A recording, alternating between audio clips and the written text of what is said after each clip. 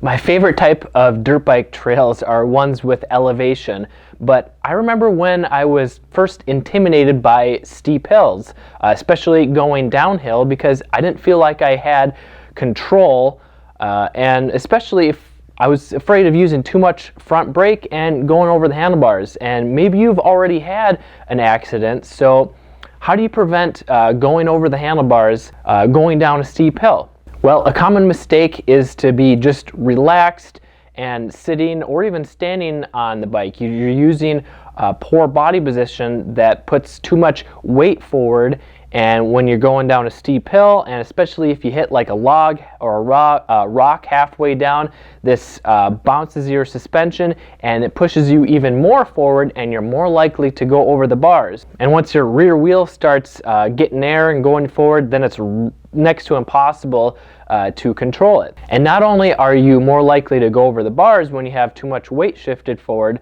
but you're putting way too much stress and pressure on your arms and hands. And if the hill is really long, then all this pressure into your arms and hands is going to pump them up and make you exhausted really quickly, and you're going to want to stop halfway down the hill if you can at all. So instead, you need to shift your body position so that your hips, your butt, and your back are towards the rear of the bike. And not only that, you need to put the weight of your body while going downhill into your legs and your core. Now, your legs are a lot bigger than your arms for a reason, and that's because they can take a lot more weight without getting fatigued as quickly. So riding down a hill, you want to be your butt just barely off the seat, but the main key is keeping your weight back while riding downhill, and this will keep the rear of the bike down on the ground, and you're much less likely to go over the bars.